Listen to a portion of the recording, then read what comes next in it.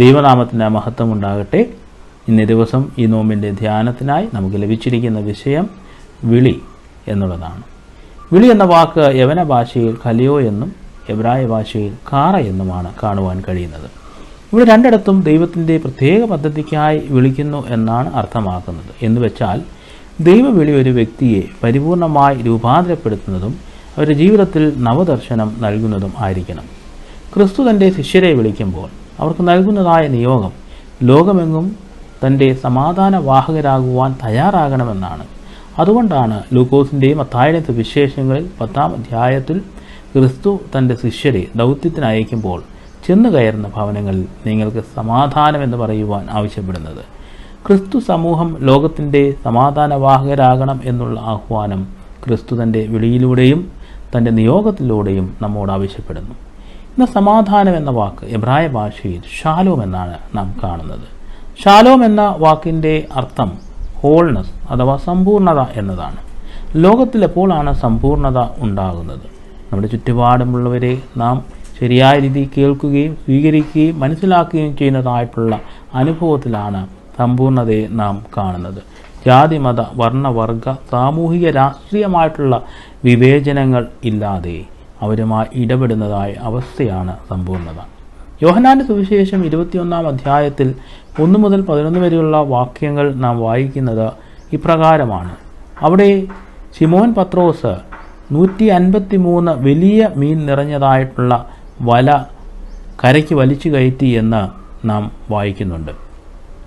ക്രിസ്തുവിൻ്റെ ക്രൂശീകരണത്തിന് ശേഷം ചിതറിപ്പോയതായിട്ടുള്ള ശിഷ്യഗണത്തെ വീണ്ടും ചേർക്കുന്നതായ ഒരു അനുഭവത്തിലാണ് ഇപ്രകാരമുള്ളൊരു സംഭവത്തെ നാം വായിക്കുന്നത്.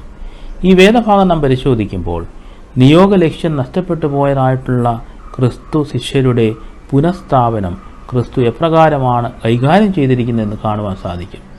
153 എന്ന സംഖ്യയ്ക്ക് ഒരുപാട് പ്രത്യേകത ഉള്ളതായാണ് പല വേദപഠിതാക്കളും മനസ്സിലാക്കുന്നത്. അതിൽ മുഖ്യമായവ ജമാട്രിയ എന്ന യഹൂദിയ വേദവ്യാഖ്യാന രീതി പ്രകാരം ബെനെ എലോഹിം അഥവാ ചിൽഡ്രൻ ഓഫ് ഗോഡ് എന്നതിൻ്റെ സംഖ്യാരൂപമാണ് 153 എന്നാണ് കാണുവാൻ സാധിക്കുന്നത്. അങ്ങനെയെങ്കിൽ ദൈവമക്കൾ എന്നതിനെ സൂചിപ്പിക്കുന്നതാണ് ഈ സംഖ്യ. അപ്രകാരം ഇവിടെ മീനിനെ ദൈവജനമായി താരതമ്യപ്പെടുത്തിക്കൊണ്ട് അവയെ പരിപാലിക്കുവാനുള്ള ആഹ്വാനമായാണ് ഇതിനെ കാണുവാൻ സാധിക്കുന്നത്. അതുപോലെ തന്നെ ലാറ്റിൻ, ഗ്രീക്ക് ജീവശാസ്ത്രജ്ഞർ പലരും 153 എന്നത് ഗലീലക്കടലിലാകെ 153 തരം മീനുകൾ ഉണ്ടായിരുന്നു എന്നും മനസ്സിലാക്കുന്നു.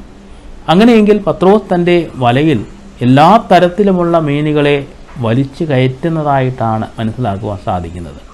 ഇത്തരമൊരു അനുഭവം നോഹയുടെ കാലത്ത് നാം കാണുന്നു. എല്ലാ ജീവജാലങ്ങളിൽ നിന്നും 2 വീതം ആണും പെണ്ണുമായി പെട്ടകത്തിൽ കയറ്റണമെന്ന് ദൈവം നോഹയ്ക്ക് കൽപ്പന കൊടുക്കുന്നു. ഈ കൽപ്പന നോഹ പാലിക്കുകയും അപ്രകാരം അവയെ പെട്ടകത്തിൽ കൊണ്ടുവരികയും ചെയ്യുന്നതായിട്ട് നമ്മൾ കാണുന്നു.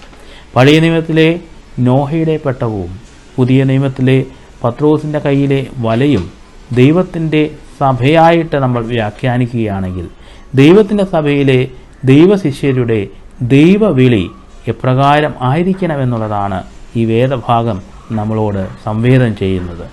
പെട്ടകത്തിനുള്ള അളവുകൾ നൽകിയത് ദൈവമായിരുന്നു. അതുപോലെ തന്നെ പത്രോസിനോട് വലത്തുഭാഗത്ത് വല വീശുവാൻ ആവശ്യപ്പെടുന്നതും കർത്താവാണ്.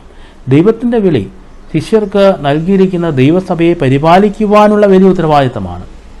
പൊട്ടാത്ത വലയും പ്രളയത്തെ അതിജീവനം ചെയ്യുന്ന പെട്ടകവും ആധുനിക നാളുകളിൽ പ്രതിസന്ധികളുടെയും വെല്ലുവിളികളുടെയും നടുവിൽ നിൽക്കുന്ന ദൈവസഭയുടെ അചഞ്ചലമായ നിലനിൽപ്പാണ്.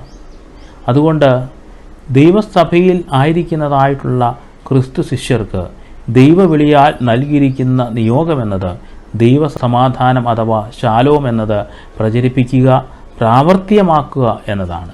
ജാതി, മത, വർണ്ണ, വർഗ, രാഷ്ട്രീയ, സാമൂഹിക വേർതിരിവുകൾ വെടിഞ്ഞ് അഭിപ്രായ ഭിന്നതകളും വ്യത്യാസങ്ങളും ഉൾക്കൊണ്ട് ക്രിസ്തു സമൂഹം ഒരു ഇൻക്ലൂസീവ് കമ്മ്യൂണിറ്റിയായി യാത്ര ചെയ്യുമ്പോഴാണ് സഭയെക്കുറിച്ചുള്ള ദൈവത്തിൻ്റെ കാഴ്ചപ്പാടും ശിഷ്യർക്കുള്ള ദൈവിക വിളിയും ഒരുപോലെ അർത്ഥപൂർണം ആകുകയുള്ളൂ. ഈ നോമ്പിൻ്റെ നാളുകളിൽ ദൈവവിളിയിൽ അധിഷ്ഠിതമായി അവൻ്റെ സമാധാനവാഹകരായി വർത്തിക്കുവാൻ ക്രിസ്തുവിൻ്റെ ക്രൂശിനെക്കുറിച്ചുള്ള ധ്യാനവും അവൻ്റെ പുനരുത്ഥാനത്താലുള്ള പ്രത്യാശയും നമുക്ക് സഹായകരമായിരിക്കുമാറാകട്ടെ. ആമീൻ.